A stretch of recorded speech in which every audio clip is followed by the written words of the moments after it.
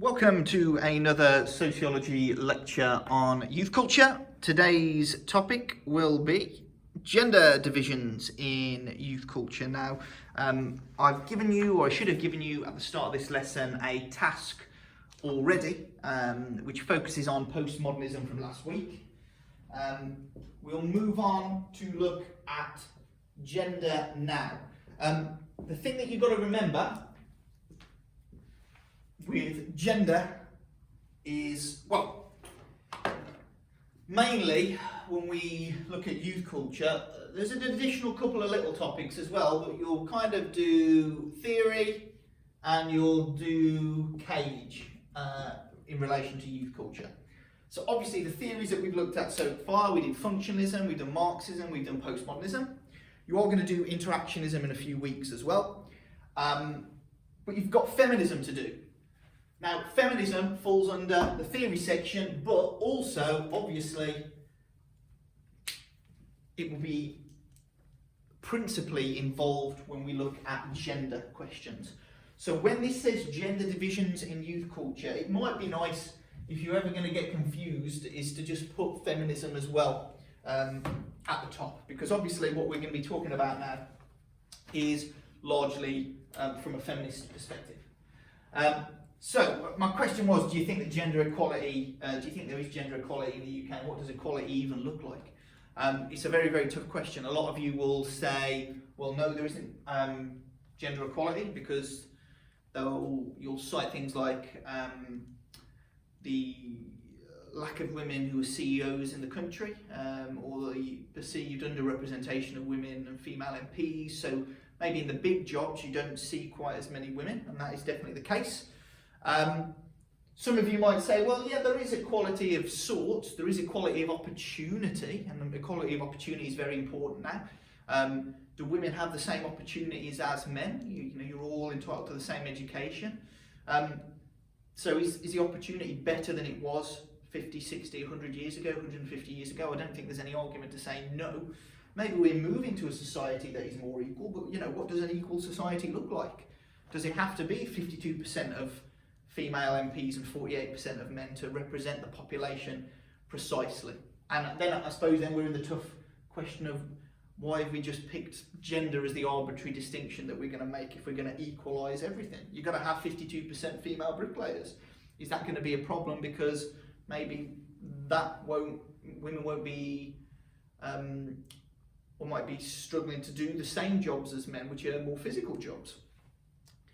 Those are loads and loads of arguments that you could have. And it's a shame that we're not in class today to be able to discuss those. I'm sure that if you, in the comments section now, you can answer the question of, is there gender equality in the UK? Give your reasons why yes and why no. I think the real answer here is there is no such thing as equality. It seems like we're in a society where inequality is rife at every level. Do you know what I mean? Income, gender, ethnicity, but also lots of other areas of inequality exist as well. And you could be a man sitting there, you could be a dude going, well, there's not equality for men either, because it seems like we live in a society where 95% of the prison population are men. Is that fair? Is that equality? Well, no, of course it's not. My argument is this is a question you can never answer, and almost you can't equalise it properly. If you're looking at an equality of outcome, you're never going to get it exactly fully representative, and you might not even want it fully representative. But are we moving towards equality of opportunity? I think we're definitely going in the right direction. So for me, I know it's not a very it's a very controversial thing to say in the modern times, but I think we are working quite well. I think things are going quite well. Now, we are going to be looking from a time where there wasn't perhaps the equality of opportunity, or as much equality of opportunity as possible, and we move to the more contemporary when we look at gender divisions in youth. I'm going to start by giving you, and putting the link in the chat for this, which is a Good Wife's Guide, which is actually something published in the 1950s. And I'd like you to have a read of that, and on the bottom of page 1 it says, using the information provided in the Good Wife's Guide, how do you think that women were expected to behave in the 1950s? I'll talk you through the first page in a second, but that is your very first task. So how were women expected to behave in the 1950s using that Good Wife Guide? So pause it now and fill that in, please. Okay, it's been a year since I've looked at the Good Wife's Guide. There's a few, I think, quite funny ones in there. I haven't got a copy with me today, but the ones where it's like, don't have a go at him even if he goes out all night. Do you know what I mean? Make sure you've got his tea there. You know, don't burden him with your worries. He's got far greater worries. Now, the role for the 1950s for a woman, I think, is exemplified by that. I mean, it said the Good Wife's Guide. So you're expected to be a wife, and you're expected to be a housewife as well. So not just a wife as we know today can mean that you're a house husband and your wife goes out to work. This is very much the wife's role to be looking after the kids, to be cooking, to be cleaning. That's a role of woman in the 1950s. In addition to that, think about the fact that you've got to be a wife. So the expectation is that you get married, and you get married to a man, okay? Because back in those days, you couldn't get married to a woman. There were no civil partnerships. There was no gay marriage. So the expectation was normative, heterosexual marriage to a man where you would be the stay-at-home wife, you would look after the kids, you would do the cooking and cleaning. You're fairly restricted there in what you can do. And that's why I'm saying at the start, this equality of opportunity doesn't exist back in the 1940s, 50s and 60s. Now, when you look back at the top of page 1, which you all have a copy of, I'll just show you one more time, just so you know, it's got the picture of the fella on the motorbike up there. Now, we don't look, and we haven't looked so far, at youth cultures that are specifically about girls and women. You've not seen any of them. You've seen skinheads, punks, okay? You've seen goths. Now, don't get me wrong, there would be some girl punks, there will be some girl goths, there will be some girl skinheads to some degree, or at least hangers-on of the skinheads. So these are predominantly male-dominated subcultures. Now remember, the ravers from last week is not necessarily predominantly male-dominated because it's a postmodern neo-tribe, and therefore class, age, gender and ethnicity are irrelevant. So girls can be in the ravers, but you know, that's quite a modern neo-tribe, and remember, the neo-tribes of the 90s are very different from the subcultures of the 50s. And in the subcultures of the 50s, the mods, the rockers, the teddy boys, the clue is in the title, you'll get in majority of the subcultures are male-orientated. And what you tend to see, and this is the reason why I've got a picture of the Fonz there, Henry Winkler, is that girls are perceived as pillion passengers. They are the hangers-on, the girlfriends of the men in the subcultures. So they're almost not really mentioned, and they're not really worth studying, I suppose. In fact, in some youth cultures such as hip-hop, it said the sexism and sexist commentary is part of the culture, and women play a subordinate role in those particular youth cultures, such as hip-hop. Even in the 80s, you could make the argument that women are playing a subordinate role. They're the girlfriend of the rapper. So it's, and at least from our feminist perspective, there's not a lot of research into girls in the 1950s, in the 1960s, and even in the 1970s and towards the 1980s as well. They're the pillion passengers. They're riding pillion, which means they're not the driver. They're in the seat behind the driver. That's the pillion seat. So here's some examples of what we should be doing in the 1950s. Must be a pretty picture, you dropping to your knees. That's an advert for ties. Quite as sexist as it can be there, and there's definitely sexual connotations behind that as well. This is, you mean a woman can open it? That's advertising for some ketchup. Don't worry, darling, you didn't burn the beer. Advertising for the beer there, obviously, you know, the woman should be at home, the housewife. How do you clean stubborn spots off the floor? Again, it's a woman who's going to be doing that. And here's my, well, I don't say personal favourite, but certainly here's the shocking one. If your husband ever finds out you're not store testing for fresher coffee. So that is an advertisement for instant coffee. So that's the situation that we've got in 1950s. Now, our feminists, if you turn on to page number 2 now, are going to say there's a big problem with that. And here is one of them. Her name's Frances Hydenson, and Hydenson is going to say that the research into youth cultures and youth subcultures from our functionalists and from our Marxists who are writing for the CCCS is male stream. Now, you've heard that word before, And here is the writer who's going to accuse them of being male-stream. And remember, what we mean by male-stream is that most of the writers are males. They're going to do the research on male groups and they're going to generalise the findings to the rest of the population. There is no specific focus on women, and that's what Hydenson's going to say. So when you get in your essays, if you're ever doing evaluation of Marxism or of functionalism, and you want to say it's male-stream, it's not just that it's male-stream, it's that Hydenson would suggest it's male-stream. And it's not just that, it was Hydenson would suggest it's male-stream because, and you explain to me what we mean by male-stream and how that theory is male-stream. Now, that's our big criticism of the work so far. So now we need to ask ourselves, why are women ignored? And there's 3 reasons that you've already got written down, and that I'm looking for a kind of visual,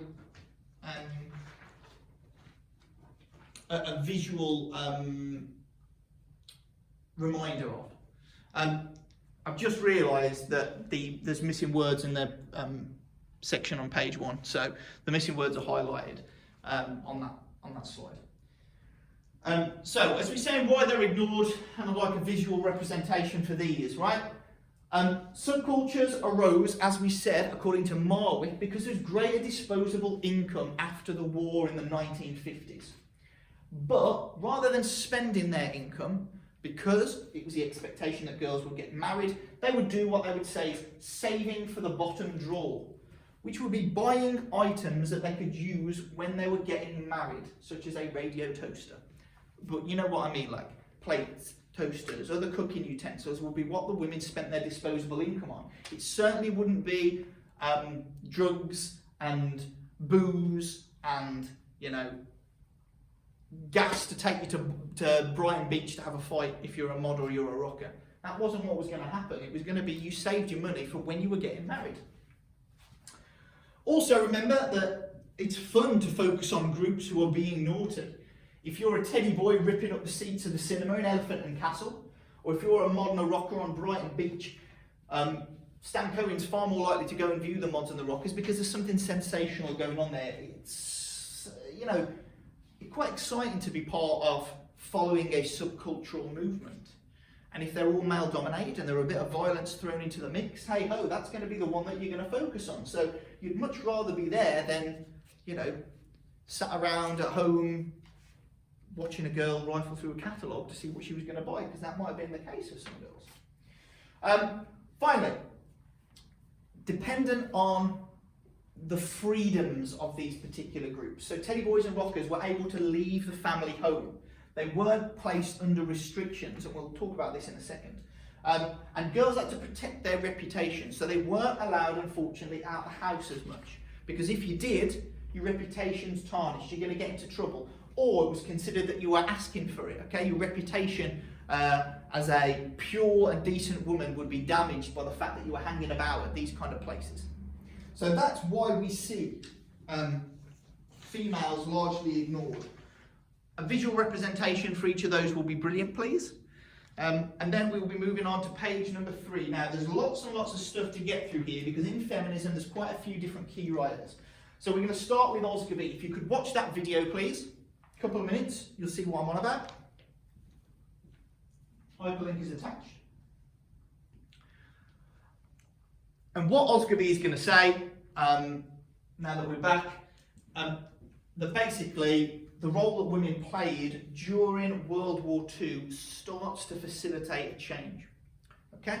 We start to see a change from the 1950s onwards. Tiny, tiny little incremental change. Not like a sea of change, but we start to see a change. And the reason for that is because of what women did during the war. So you've got your question here, it says, what role did women play during the war? Well, women joined the land army, right? They took on jobs like being a mechanic. They took on jobs such as taxi drivers, such as engineers, okay? And they had to do that because there were not the men there who would usually be in the factory jobs or the farming jobs, because they'd gone out to serve in the war. So what was happening is that women played a more traditionally masculine role. They went into the workplace into the 1950s, and it kind of showed that the women were able to do the same jobs that we traditionally associated with men.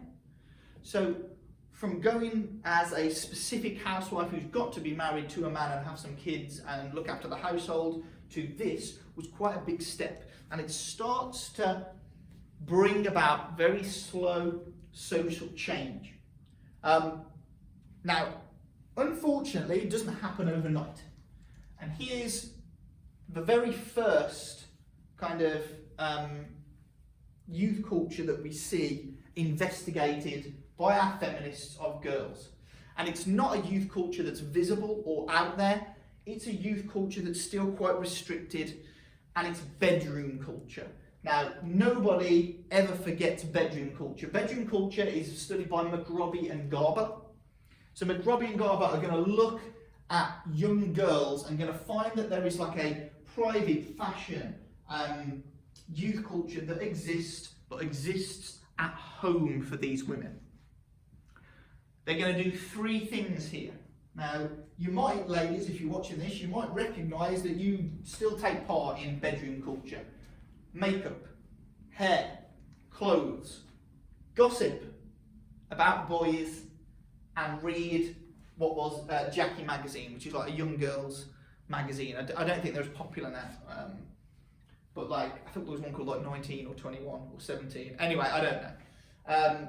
But reading young girly magazines, and these were the three things that McRobbie and Garber said that girls will be doing in bedroom culture. Obviously, you've got your gaps here, so you should be filling in as we go. This is going to mean that girls are away from boys developing their identity, but they are in the home.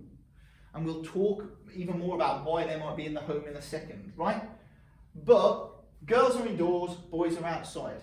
Is this true today? So you might be sitting there and you might engage regularly in bedroom culture, okay? Because that might be where your friends come round, you might have a sleepover, you might do stuff like that. It still exists, right? I know it's not quite as common. Now, it's up to you to decide whether or not it's true today, or whether it's not it's true for you. I think there's still certainly some elements of this today, but it has potentially adapted. And it's adapted by this fella called Lincoln, who does another study in 2004, you can see at the bottom of page 3, where he changes it, and it's no longer bedroom culture, but he calls it internet culture. And this is you sat at home, maybe on chat with your friends, or maybe it's part of an online community. And I don't know, I'm not really a big fan of stuff like this, but heard of who Zoella might be. And I can think, right, well, that's the kind of thing that we're talking about here with internet culture. It's all done through your phones, and you are within that kind of girly bedroom culture style, but you're not necessarily there physically with girls. You've got Zoella on, or you're watching tutorials, or you're contacting your friends online. You're not really as isolated as before. You've got a little bit more of a connection to the outside world, but it is through your internet, it's through the computer.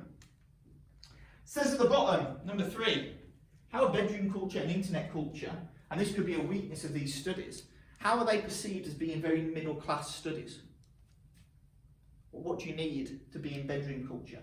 You need to have the money to buy makeup and clothes. You need to have the money to be able to buy the magazine. And more importantly, you need your own bedroom. You can't engage in bedroom culture if you're a 13, 14-year-old girl if you've got a 10, 12-year-old brother or a 16-year-old brother living in the same room as you. So middle class will have their own rooms. It's the same with internet culture. They'll have access to the iPhones and the iPads and the tablets and the Wi-Fi, whatever they may need to engage in internet culture. So a weakness of these theories is perhaps their focus is just on middle class girls, and we're not looking at girls who might be working class here. That's a potential problem. I'll pause it there, you've got time to fill out page 3 before we move on to page 4.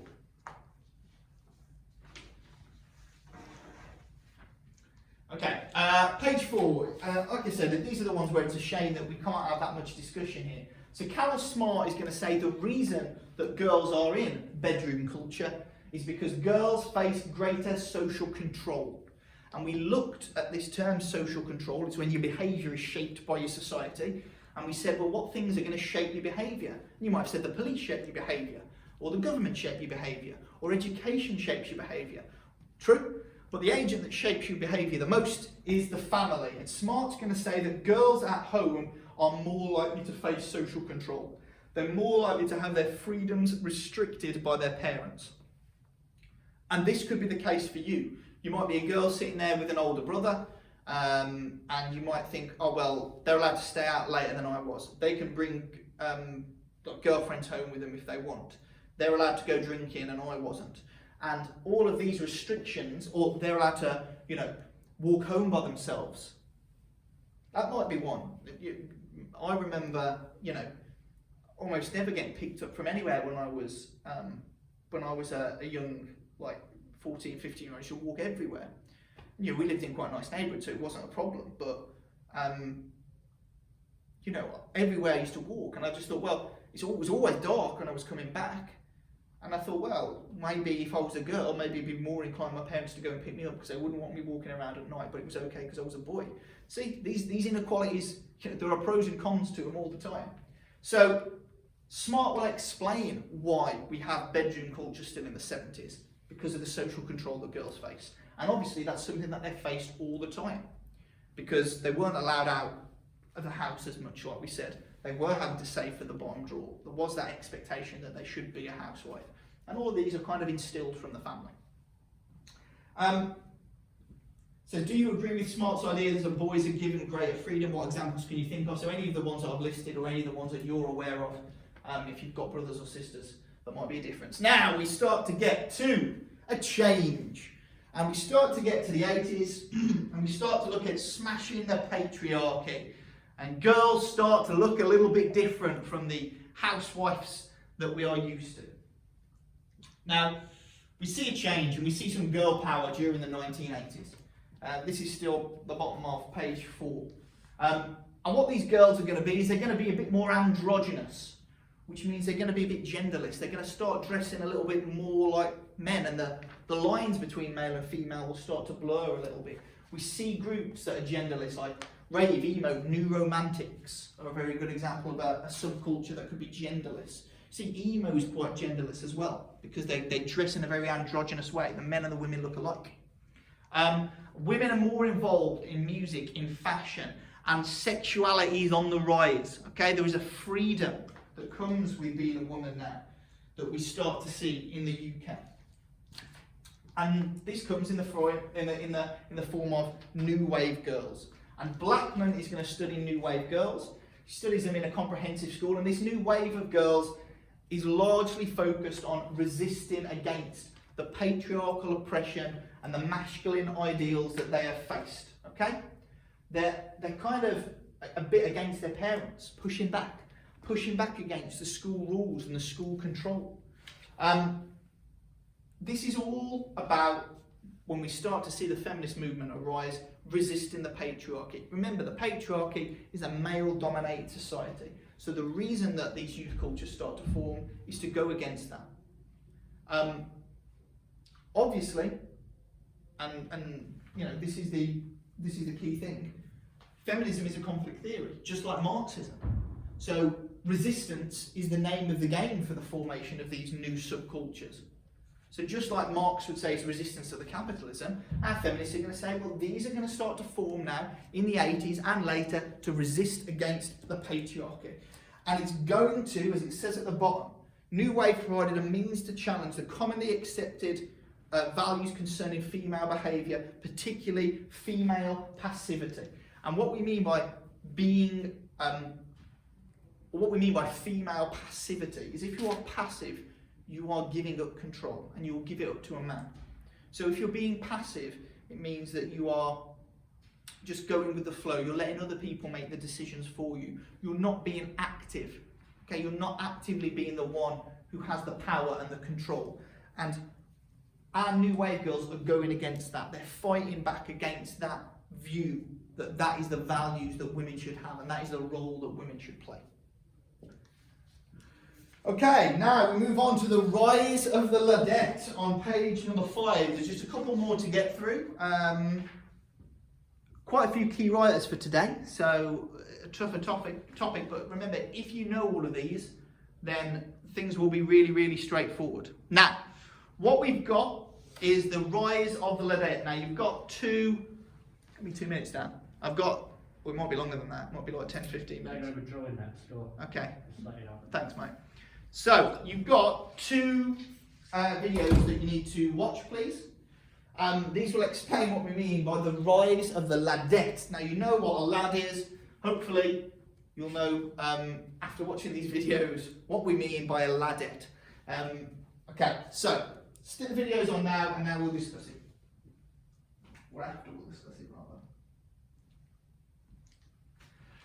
Okay, so ladette. What we mean by a ladette is basically a girl who's behaving like a boy. Okay? And we see the rise of the ladettes coming in the 90s, and it's studied by Carolyn Jackson. And Jackson's going to say that in class, and this is where we first see the ladettes emerging, is in school. They're a disruptive group of rebellious girls, smoking, drinking, being disruptive, kicking off at the teachers. And they're being a group who are difficult to handle. And what that will lead to is the ladette behaviour that you see outside. You know, down Manchester High Street with your pants around your ankles, drunk off your face. Not something that girls would be doing in the 1950s, 60s and 70s, but now something that they're doing every Saturday night. Now, these ladettes, actually, when Jackson studies them, is they do still try to be good in school, but they're trying to hide it a little bit. They're working hard outside, but in school they're being rebellious, they're being defiant. She argues that the laddish behaviour was a form of self-protection against over-testing, and they wanted to fight back against, they were worried that they might fail, or worried that they're not doing so well. So, what better way to fight back against that by pretending that you don't care? And then that behaviour spools over into modern society, where you see ladies behaving like lads, hence the ladette. Again, this is fighting against those traditional values that we would expect of a woman. They shouldn't be behaving like boys, but yet they are. So we can link this still to resistance against the patriarchy. Final group that we've got to look at, and there is an example here, I believe of a documentary. Just don't watch it all, but if you watch the first 10 minutes, you'll get the gist. This is Anne Campbell's research. It's the rise of girl gangs. Now, Anne Campbell is going to look at girl gangs in New York City. And what you've got here, and I'm going to ask you to read this in a second, but I'll talk about Anne Campbell first. Anne Campbell's girl gangs, she's going to see that the girls are shooting, are dealing drugs, are involved in the dangerous lifestyle, which we traditionally associate with a male gang member. And what she's going to say, here's the term that you need to know, and it's your missing word on there, is that these women are involved in something called gender convergence. So if you converge, you kind of meet in the middle. And gender convergence is where the roles and the behaviour overlap. So traditional masculine role in a gang is fighting, dealing drugs, being involved in that physical side. But the girls that were the hangers-on, that were the girlfriends, are now doing the same. And we've got whole girl gangs where she studies in New York, where the women are taking part in aggressive, confrontational gang behaviour. Now that's what Anne Campbell says.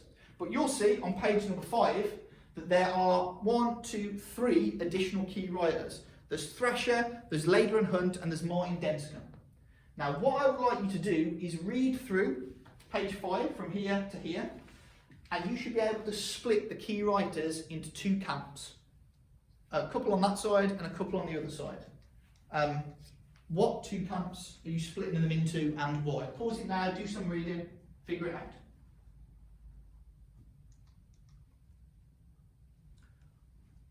Okay, hopefully what you've done is you've put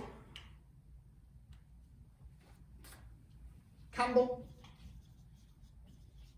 and Denscombe on one side versus Laidler and Hunt and Thresher.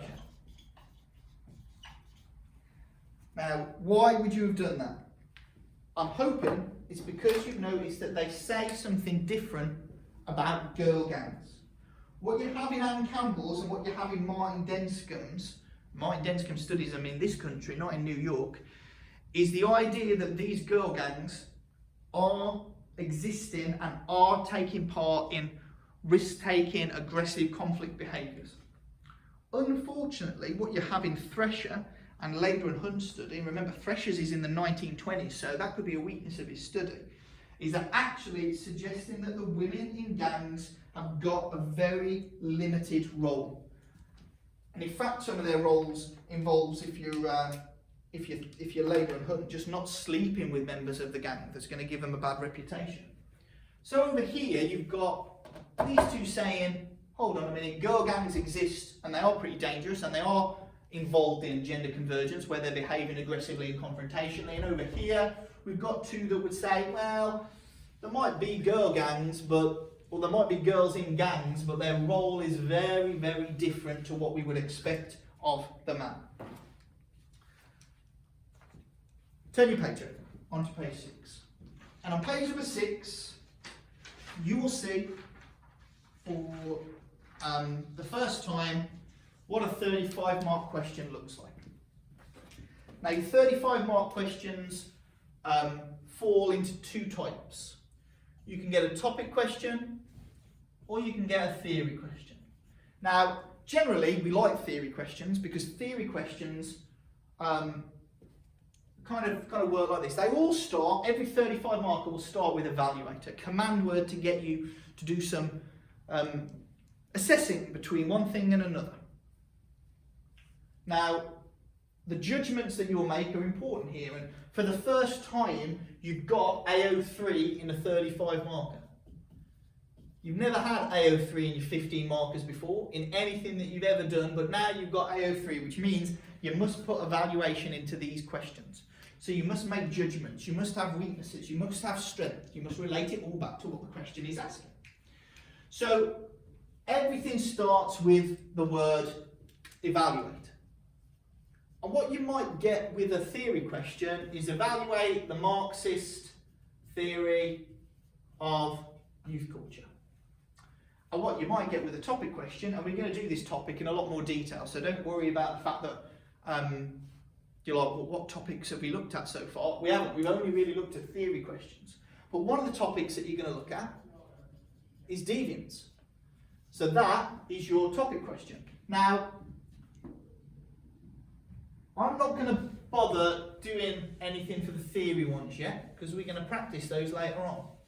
But we're going to start looking at the topic questions and how you would maybe sculpt an answer to a topic question. So here you can see, evaluate the view that youth cultures are linked to deviance. And what you would kind of do is you kind of go, right, well, who would say that they are, who would say that they aren't? Or, what are the reasons that they would say that they're linked to deviance if they all say that they are a little bit? Now, we're not going to answer this question, and we can't possibly, because we don't have anywhere near enough information, and we haven't even done the lesson on deviance yet. We haven't even looked at the specific topic in any detail.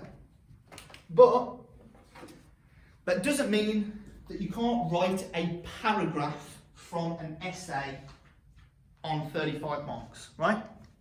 So, here's what you've got to do. Imagine you've been asked a topic question on deviance and youth cultures. Put together a paragraph on girl gangs using the idea of gender convergence. Remember to support the idea and then compare it. So not all the key writers that we looked at in the section would argue that gender convergence is obvious in girl gangs. So, when you start this paragraph, what you would say is, start with your point and how your point relates to that question. Evaluate the view that youth cultures are linked to deviance.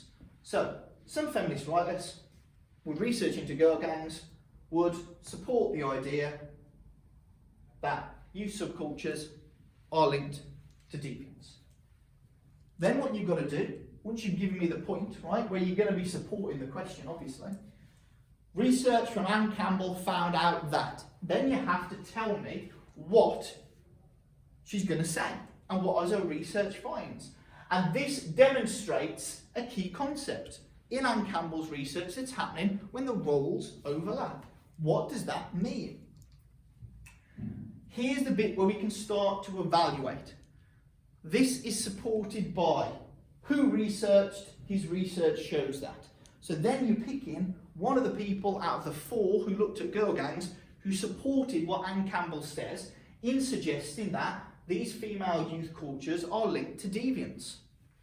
But that is not going to be enough, because what you've got to do is then criticise it back and give me some evaluation that says, well, hang on a minute, maybe they're not linked to deviance. However, this work can be criticised because, and what that work tells us why it is a criticism.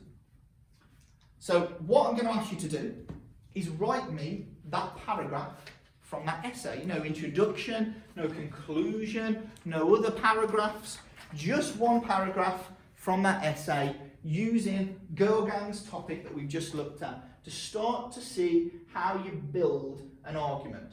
And look, there's lots of sentences here. This isn't a 3-4 sentence paragraph.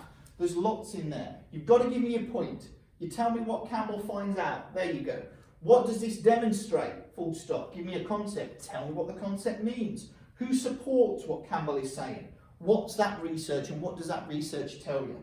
However, give me then something on the other side.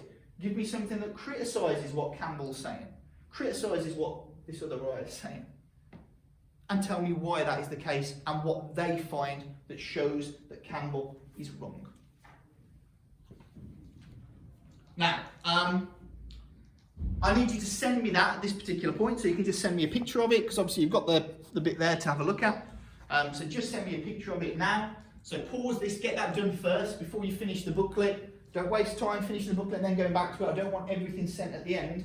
Just send me that paragraph now, please. So you can post it in a private message for me in Teams. That'll be brilliant.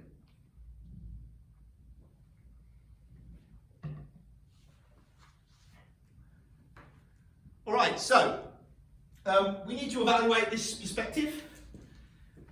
And here is 1, 2, 3, 4, or 1, 2, 3 different pictures, that relate to postmodernism. Can you think of 3 weaknesses that you could give for feminism, that link to these pictures? So you've got this picture at the top, lots of different people holding hands. This picture of a class hierarchy, this postmodern sign here, and this stopwatch and calendar and clock. Criticisms of our feminist perspective. Right, so you've had a think relating to the pictures. Here's weakness number 1. A lot of the original studies are out of date. Okay, so original studies that are famous, such as McRobbie, Garber and Carol Smart, are quite out of date. All right. Weakness number 2. Feminists are only going to look at gender. They're going to ignore issues, certainly the ones that we've looked at today, are ignoring issues of class and ethnicity. Remember, another weakness of McRobbie and Garber's bedroom culture was that it didn't look at perhaps working class cultures because maybe they couldn't afford their own bedroom, or the makeup, or the Jackie magazine that McRobbie and Garber said was part of that culture. Number 3, postmodernists would argue that gender is not really relevant anymore. There's no point looking at specific female subcultures. The reason for that is anybody can join neo-tribes. Subcultures are dead, so there's no point looking at it.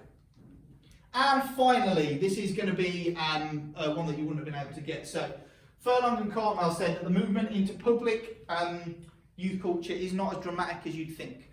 So the changes that we think have happened from the 80s to now are not really big changes. But actually in certain cultures and certain groups, such as gaming, it's still heavily male dominated and still kind of sexualizes women. So here are your 4 weaknesses. They should go at the top of page 7, where it says criticism of the feminist perspective. And then we've got one final activity to do. Now, if you want, what I would advise is there is a table on page 9 for you to fill out for your key writers, okay? So these are the ones that we've looked at today. I would advise you to get that one done as well, because remembering your key writers is important. And as you know, if you know your 4 big sociological theories inside and out, then happy days, everything is hunky-dory and everything's brilliant. The final thing I want you to do, you can do this on Word, you can do it on a piece of paper, whatever it is, however it is going to be, is I want you to divide your page into 4. and your 4 columns. So here what you're going to have is your theory, and you've got functionalism, Marxism, postmodernism and feminism. Then the next thing that it says is the role that youth culture plays. And for the role that youth culture plays, you could even say why it forms, you know. So what purpose do they have? Why do they form? Because you know that your reason that youth cultures form for functionalism is very different from your reason that your youth cultures form for Marxism, because we've got a consensus theory versus a conflict theory here. And also, you know that the reason that your youth cultures form for Marxism and feminism will be very similar, but there might be a slight little difference there. Next, I want you to think of the type of youth culture that they look at. Again, this might only be a couple of words. I don't want examples. So yeah, it's great if you put skinheads. I mean, you could put your examples on it. Great if you put skinheads. Great if you put ravers. Great if you put ladettes on here. But I want the type of youth culture that is. Tricky one, and it's especially tricky for functionalism, because no, I'm not going to be putting down a subculture or a neo-tribe. I might have given you the answer then. I might, damn it! Don't listen to what I just said. Functionalism might be difficult. And then your final one, your key writers. So the key writers that you have for those particular theories, just a little bit of revision. So you can hopefully get down 3 or 4 there, 4 there, 4 there. There's probably 4, maybe 5 here, and there might be 5, maybe 6 in your feminism one. So that's your final activity to do, and you can give me as much detail or as little detail as you want, I suppose, because you can give me a couple of concepts that you associate with each of the key writers. So make this a useful bit of revision, and that is your final thing that you've got to send me. So far today, we'll have started with a quiz that you will have done on postmodernism, the previous topic we looked at. You will have sent me a practice paragraph that you will have already done and sent it through via Teams for me to check on deviance and feminism. And then now you will have completed this kind of research table or revision table on the 4 theories that we've looked at so far and youth culture. Okay? If you've got any problems, as always, let me know. Thank you very much.